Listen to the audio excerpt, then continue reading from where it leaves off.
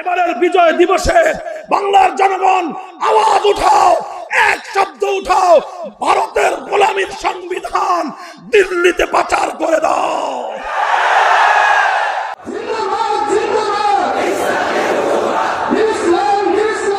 ৭২-এর সংবিধান তৈরি করে গোটা জাতির সঙ্গে স্পষ্ট গাদ্দারি আর বিশ্বাসঘাতকতা করেছেন। ৭২-এর সংবিধান বাংলাদেশকে ভারতের গোলাম আর দাস বানানোর সংবিধান। ৭২-এর সংবিধান ৭১-এর মুক্তিযুদ্ধের চেতনাকে গলা টিপে করবার সংবিধান। হে মুসলমান, তোমরা ইসলামকে পূর্ণাঙ্গ জীবন ব্যবস্থা বিশ্বাস করো কি করো না? ইসলামের মধ্যে অর্থনীতির ব্যবস্থা রয়েছে, বিশ্বাস করো কি করো না? ইসলামের মধ্যে রাজনীতির সমস্যার সমাধান আছে, বিশ্বাস করো কি করো না? ইসলামকে পূর্ণাঙ্গ জীবন ব্যবস্থা বিশ্বাস করো কি করো না? যদি করো তাহলে তোমার পূর্বপুরুষরা, আমার পূর্বপুরুষরা, আমাদের বাপ দাদারা 1947 সালে ভারতকে ত্যাগ করেছিল, দিল্লিকে তালাক দিয়েছিল, কলকাতাকে লাথি মেরে মুসলমানদের জন্য একটা ভূখণ্ড স্বাধীন আর আজাদ মুক্ত করেছিল। একটা স্বপ্ন নিয়ে, একটা আকাঙ্ক্ষা নিয়ে, একটা তামান্না নিয়ে, এমন একটা রাষ্ট্র হবে, এমন একটা ভূখণ্ড হবে যেই রাষ্ট্র অনেক বড় না হতে পারে, যেই রাষ্ট্র অনেক বড় লোক না হতে পারে, অনেক সমৃদ্ধ না হতে পারে, সেই রাষ্ট্রে আমরা 3 বেলা হয়তো খেতে পারবো না, 1 বেলা হয়তো খেতে পারবো। প্রয়োজনে আমরা সেই রাষ্ট্রে, সেই ভূখণ্ডে পেটে পাথর বাঁধবো, কিন্তু একটাই তামান্না, একটাই স্বপ্ন ছিল আমাদের, এমন একটা রাষ্ট্র হবে যে রাষ্ট্রের আইন হবে আল্লাহর আইন, যে রাষ্ট্রের সংবিধান হবে আল কোরআন। সেই রাষ্ট্র প্রতিষ্ঠার স্বপ্ন নিয়ে 47 সালে ব্রিটিশদের কাছ থেকে এই বাংলাদেশের ভূখণ্ডকে আমরা ভারত মুক্ত করেছিলাম। এই বাংলার ভূখণ্ডকে আমরা দিল্লির দাসত্ব থেকে, শৃঙ্খল থেকে মুক্ত করেছিলাম। আমার বাংলাদেশকে আমরা কলকাতার দাদাগিরির থেকে আমরা মুক্ত আর স্বাধীন করেছিলাম।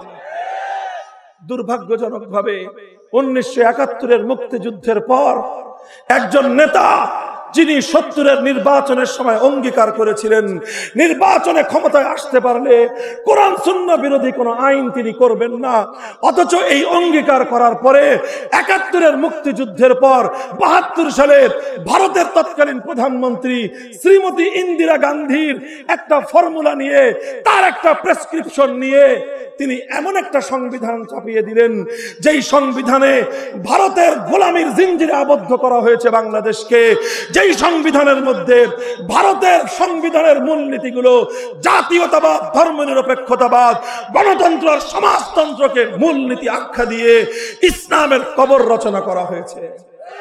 অথচ 70-এর নির্বাচনে অঙ্গীকার করেছিলেন কোরআন সুন্নাহ বিরোধী কিছু হবে না, অথচ 71-এর পরে 72-এর সংবিধান নির্বাচন করে তিনি আইন পাশ করলেন ইসলামী কোরআন সুন্নাহ বিরোধী আইন। তো দূরের কথা, এদেশে কোরআন সুন্নাহর আইন প্রতিষ্ঠার দাবি করবার জন্য ইসলামী রাজনীতিকে তিনি নিষিদ্ধ ঘোষণা করেছিলেন। এটা ছিল 70-এর নির্বাচনের আগে জাতির সঙ্গে যে ওয়াদা করেছিলেন। ৭২-এর সংবিধান তৈরি করে গোটা জাতির সঙ্গে স্পষ্ট গাদ্দারি আর বিশ্বাসঘাতকতা করেছেন। গত 50 বছর বাংলাদেশে ৭২-এর সংবিধান ছিল জাতির সঙ্গে গাদ্দারির সংবিধান। ৭২-এর সংবিধান বাংলাদেশকে ভারতের গোলাম আর দাস বানানোর সংবিধান।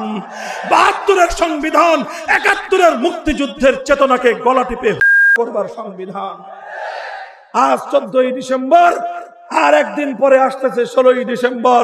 এবারের বিজয় দিবসে বাংলার জনগণ আওয়াজ উঠাও, এক শব্দ উঠাও, ভারতের গোলামীর সংবিধান দিল্লিতে পাচার করে দাও।